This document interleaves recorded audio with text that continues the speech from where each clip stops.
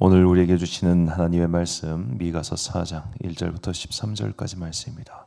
미가서 4장 1절부터 13절까지 말씀 이제 봉독하겠습니다. 하나님의 말씀 경청하십시오. 그날이 오면 주님의 성전이 서 있는 주님의 산이 산들 가운데서 가장 높이 솟아서 모든 언덕을 아래로 내려다보며 우뚝 설 것이다. 민족들이 구름처럼 그리로 몰려올 것이다. 민족마다 오면서 이르기를 자 가자 우리 모두 주님의 산으로 올라가자 야곱의 하나님이 계신 성전으로 어서 올라가자 주님께서 우리에게 주님의 길을 가르치실 것이니 주님께서 가르치시는 길을 따르자 할 것이다. 율법이 시온에서 나오며 주님의 말씀이 예루살렘에서 나온다. 주님께서 민족들 사이의 분쟁을 판결하시고 원근 각처에 있는 열강 사이의 갈등을 해결하실 것이니 나라마다 칼을 쳐서 보습을 만들고 창을 쳐서 낫을 만들 것이며 나라와 나라가 칼을 들고 서로를 치지 않을 것이다. 다시는 군사 훈련도 하지 않을 것이다. 사람마다 자기 포도나무와 무화과 나무 아래에 앉아서 평화롭게 살 것이다. 사람마다 아무런 위협을 받지 않으면서 살 것이다. 이것은 만군의 주님께서 약속하신 것이다. 다른 모든 민족은 각기 자기 신들을 섬기고 순종할 것이다. 그러나 우리는 언제까지나 주 우리의 하나님만을 섬기고 그분에게만 순종할 것이다. 나 주가 선언한다. 그날이 오면 비틀거리며 사는 백성을 내가 다시 불러오고 사로잡혀 가서 고생하는 나의 백성을 다시 불러 모으겠다. 그들이 이 역만리 타양에서 비틀거리며 살고 있으나 거기에서 살아남은 백성이 강한 민족이 될 것이다. 그때로부터 영원토록 나 주가 그들을 시온산에서 다스리겠다. 너 양떼의 망대야 도성 시온의 산아 너의 이전 통치가 회복되고 도성 예루살렘의 왕권이 내게로 돌아올 것이다. 어찌하여 너는 그렇게 큰 소리로 우느냐? 왕이 없기 때문이냐? 어찌하여 너는 아이를 낳는 여인처럼 진통하느냐? 자문관들이 죽었기 때문이냐? 도성 시온아 이제 내가 이 도성을 떠나서 빈들로 가서 살아야 할 것이니 아이를 낳는 여인처럼 몸부림치면서 신음하여라. 너는 바빌론으로 가야 할 것이다. 거기에서 주님께서 너를 건지시고 너의 원수에게서 너를 속량하실 것이다. 그러나 이제 많은 민족이 연합하여 너를 칠 것이다. 그들은 이르기를 시온은 망해야 한다. 이제 곧 우리는 이 도성이 폐허가 되는 것을 보게 될 것이다 한다. 그러나 그들은 나 주가 마음속으로 무엇을 생각하고 있는지를 알지 못한다. 한꺼번에 같은 방법으로 벌을 주려고 곡식을 타작마당으로 모아서 쌓듯이 그들을 한데 모았다는 것을 미처 깨닫지 못한다. 도성 시온아 내 원수에게 가서 그들을 쳐라. 내가 내 뿔을 쇠 같게 하고 내 굽을 노쇠 같게 할 것이니 너는 많은 민족을 짓밟고 그들이 폭력을 써서 착취한 그 재물을 빼앗아다가 온 세상의 주 곧 나에게 가져올 것이다. 아멘. 저마다의 신을 섬기는 시대라는 제목으로 하나님의 말씀 선포하겠습니다. 예전에 현대 철학, 현대 신학을 배울 때 일입니다. 20세기 중반 이후 정확하게 2차 세계대전이 끝나고 나서 전 세계의 사람들은 이제 무종교의 시대로 접어들었다라고 그렇게 많은 사람들이 분석을 했었습니다.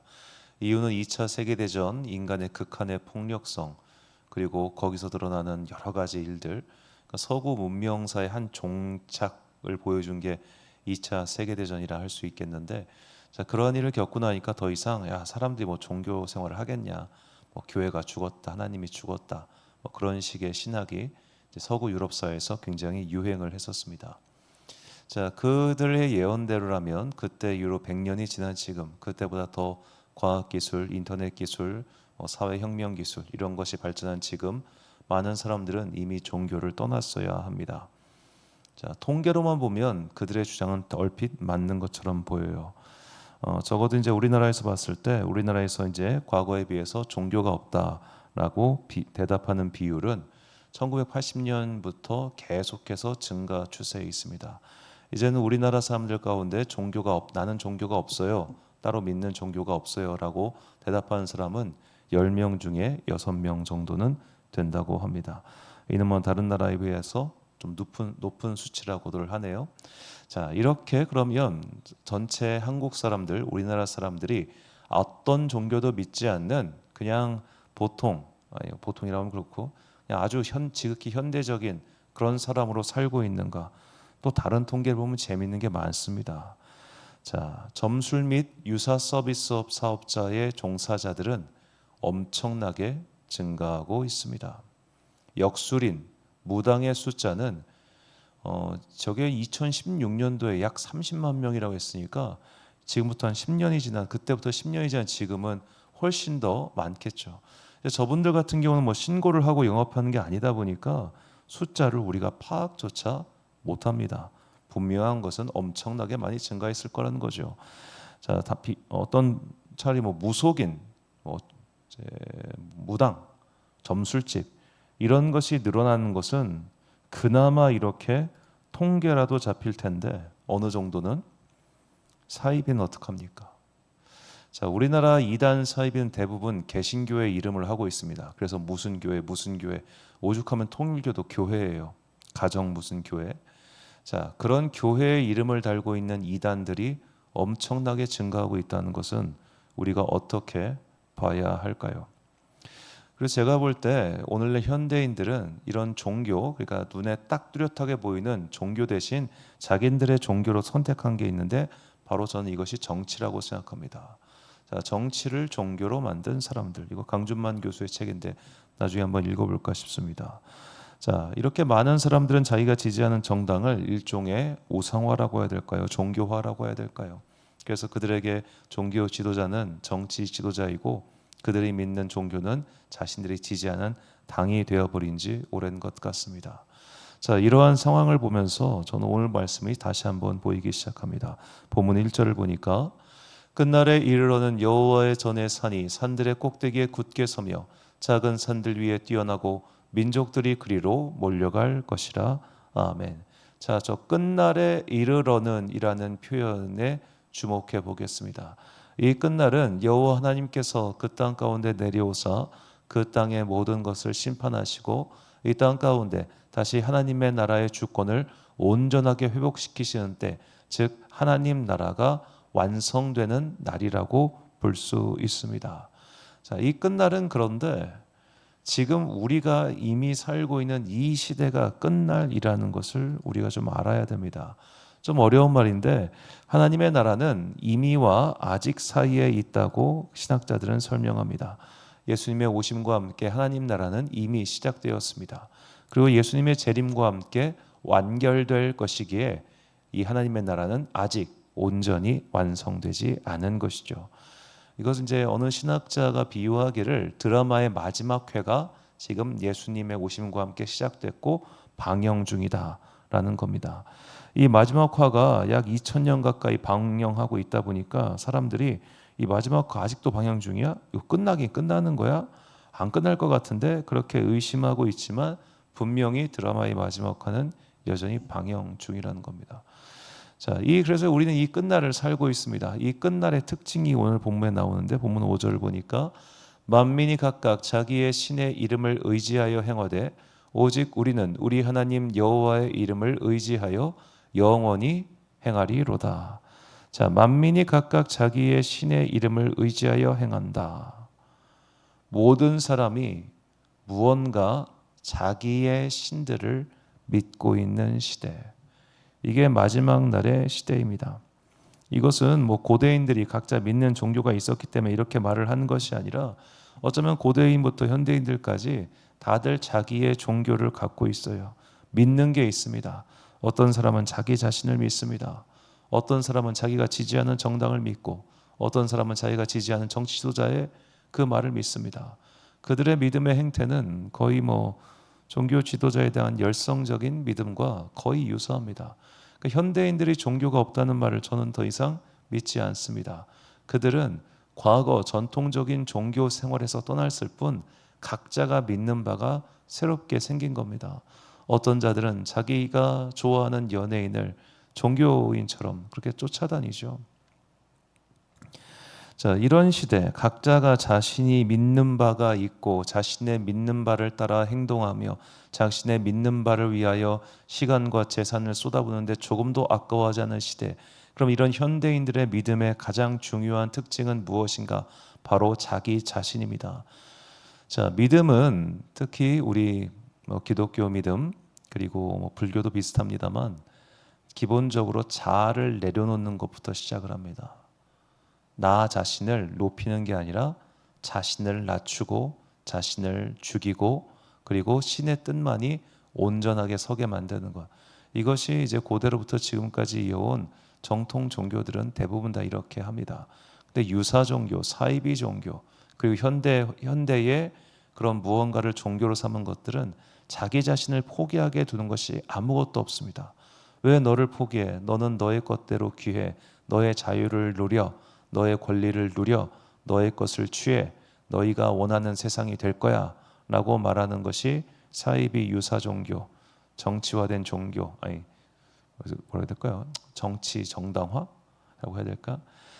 자, 그런 시대 속에서 우리가 살면서 그런 시대의 종교들이 우리를 자꾸 침탈해 오죠. 너도 이리 와라고 하면서 사실 정통 종교에 속해 있다고 하지만 유사 종교의 모습과 매우 비슷한 모양을 우리에게 보여주고 있는 그런 신앙생활을 하는 분들도 계시다는 겁니다.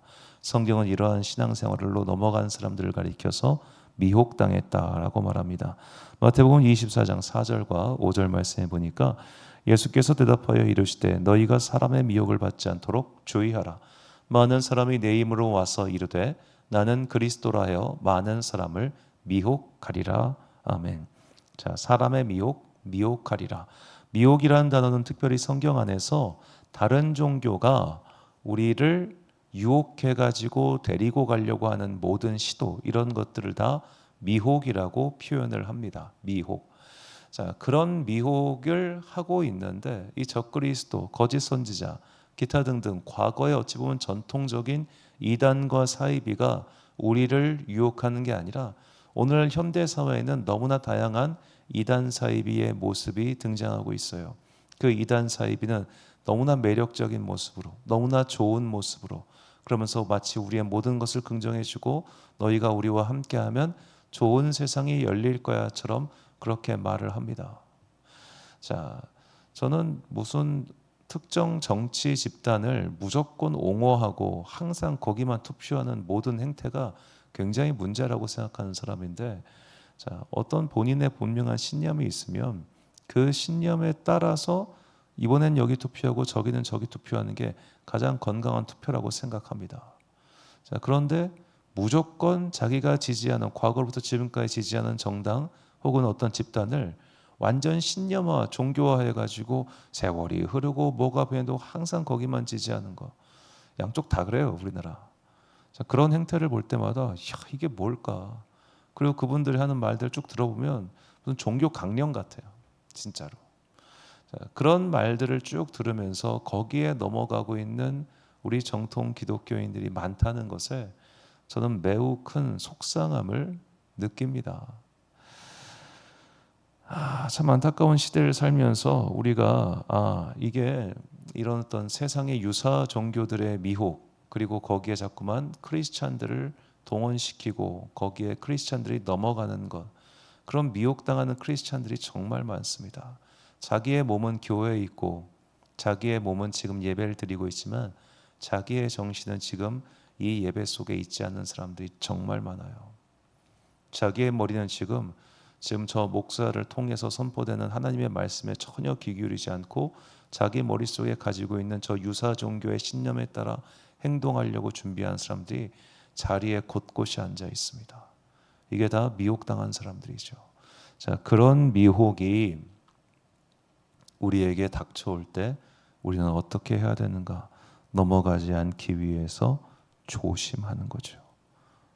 넘어지지 않기 위해서, 떨어지지 않기 위해서 그리스도를 바르게 알아가는 그 지혜와 노력과 의지, 무엇보다 그리스도 예수를 믿는 신앙은 사도 바울의 말처럼 날마다 나는 죽노라라고 하는 자아 실현이 아닌 자아 죽음, 스스로를 낮추는 행동의 근간에 있습니다.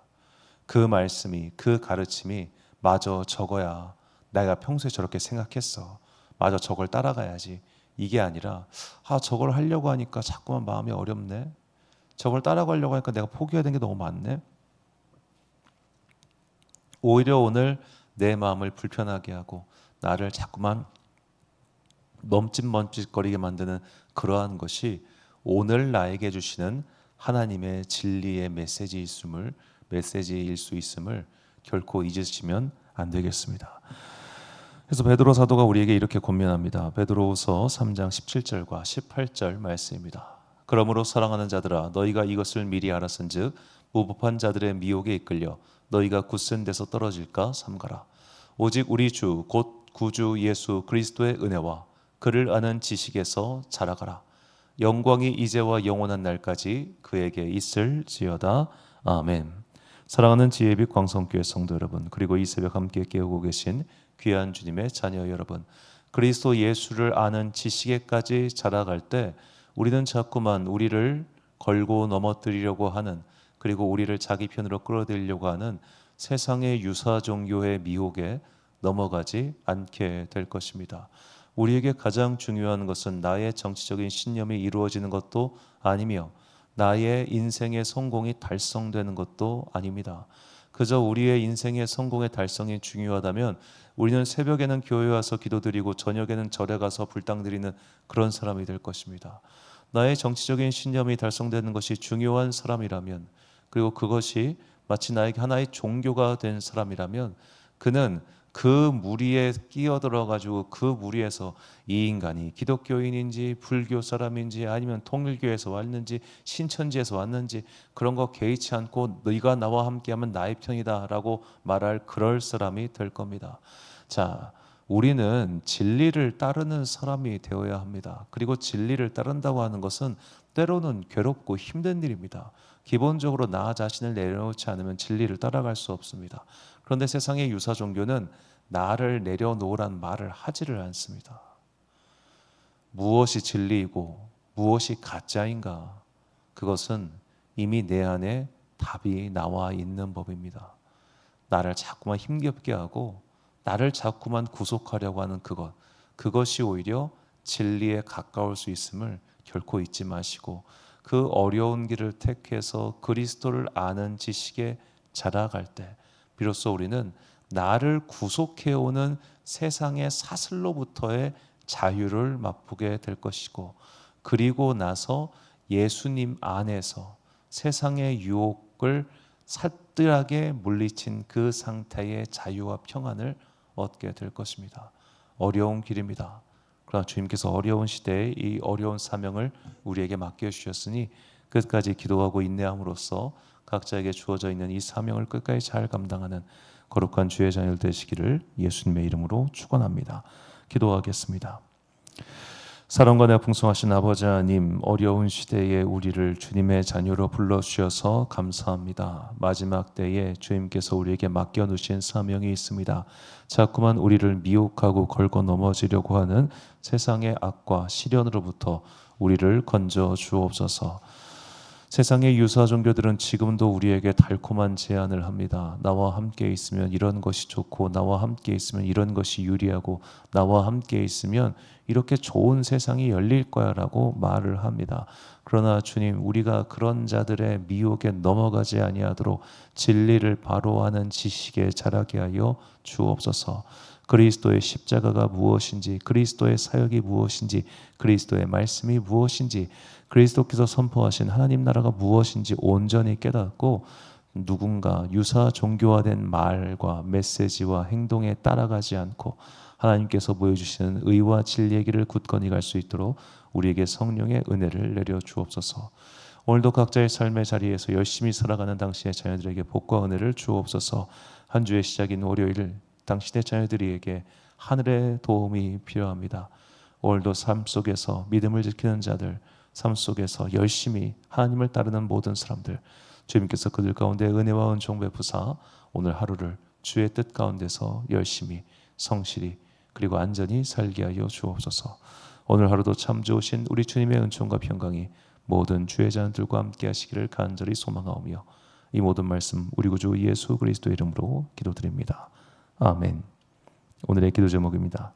사람의 미혹을 받아 진리의 자리에서 끌려가지 않기 위해 항상 주님의 편에 서 있게 해달라고, 내 믿음이 굳게 뿌리를 내리게 해달라고 기도하십시오. 오늘 주신 기도의 제목 가지고 기도와 묵상에 힘쓰는 하루 되시길 바랍니다. 기도하겠습니다.